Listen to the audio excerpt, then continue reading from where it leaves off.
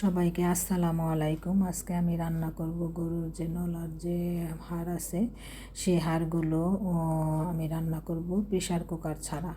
Pressure cooker ছাড়া রান্না করার কারণ আছে আমার হাড্ডিগুলো, কারণ হাড্ডিগুলোর ভিতরে মগজ আছে। আমি চাইছি যে মগজগুলো যেন হাড্ডিতে থাকে, মানে হাড্ডিতে মগজগুলো থাকা অবস্থায় যেন আমি খেতে পারি, মানে সেই স্বাদটা আমি অক্ষুণ্ণ রেখেওভাবে রান্না করতে চাইছি। যেহেতু আমার হাড্ডির মাংসতে তেল আছে আছে, এই জন্য আমি খুবই সামান্য তেল দিয়ে, দেখেন কিপটা মানুষের মতো অল্প একটু তেল দিয়েছি। তারপরে একটু গরম মশলা দিয়ে এটা আমি ভেজে নিই ভালো মতো, হালকা আছে। ভেজে নেবার পর আমি পেঁয়াজ দিই, পেঁয়াজটাও লাল করে যখন ভাজি তারপরে এতে টমেটো দিই। আমি এই টমেটোতেই মশলাটা কষাই, আদা রসুন জিরা ধনিয়া তারপরে মরিচের গুঁড়া হলুদের গুঁড়া সব কিছু মানে টমেটো দিয়ে আমি কষাই ফেলি। টমেটো ভাজার পরে খুবই কম কম অল্প অল্প মশলা দিয়ে, যেহেতু তেল আমার কম, আমি ওইভাবে কম কম দিয়েই করে রান্না করি।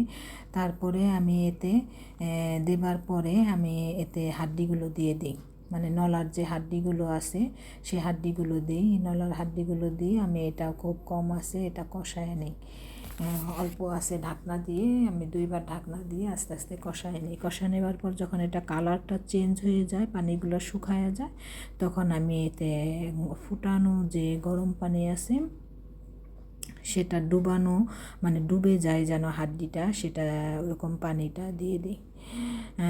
এর মধ্যে আপনাদের সবাইকে অসংখ্য ধন্যবাদ, আপনারা আমার ভিডিও দেখেন, এর জন্য সবাইকে অসংখ্য ধন্যবাদ। তারপর আমি যখন এই হাড্ডিটা কষানো হয়ে যায়, পানি দেবার পর আমি এটা আধা ঘন্টা 25 মিনিট সিদ্ধ করি ঢাকনা দিয়ে, চুলা বাড়ানো অবস্থায় 25 মিনিট সিদ্ধ করার পর, 25 মিনিটের বেশি আমার আর বেশি সিদ্ধ করি না, কারণ আমার একটা ভয় যে বেশি আবার সিদ্ধ করলে না আমার হাড্ডি থেকে মাংসটা চলে যায়, আবার মগজগুলো বাহির হয়ে যায়, মানে আমার এটা মানে যেহেতু ভিতরে রাখতে চাইছি আর হাড্ডিটা শক্ত শক্ত রাখতে চাইছি। পরে আমি যখন এটার আধা ঘন্টা পরে একটু ঝোল ঝোল থাকা অবস্থায় এই ঝোলের মধ্যে আবার দুইটা আমি আস্ত দুইটা রসুন দিয়ে দিই, যেহেতু পাতলা আমার ঝোল হবে। পরে আমি ওই মাংসটাও ভালো মতো কষাই ওই পানিতে, যে একটু অল্প একটু পানি রেখে আমি মাংসটা দিয়ে দিই। মাংসটা দেওয়ার পর মাংসতে আমার কিন্তু ভালোই চর্বি ছিল। তারপরে যখন আমি এটা কষানোর পর যখন পানি পুরা শুকায়া যাওয়ার পরে আমি মাংসটার মধ্যে অতটুকুই ঝোল দিই, যতটুকু ঝোল আমার দরকার আর কি, অতটুকুই দিই, বেশি ঝোল দিই না, কারণ মাংস আমার 50% সিদ্ধ হয়ে গেছে। তারপরে ঝোল দেওয়ার অবস্থায় বাকিটা আমার সিদ্ধ হয়, আমি নরম করি না মাংসটা সিদ্ধ করি কিন্তু নরম করি না।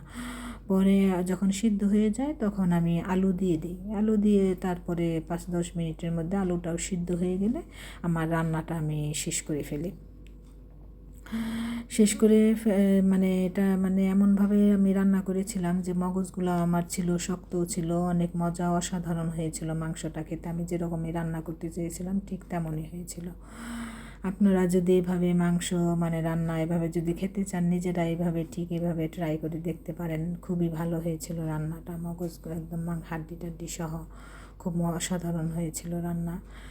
মানে মগজ সহ সহ আমি ওভাবেই যেভাবে চেয়েছিলাম ঠিক তেমনই হয়েছিল।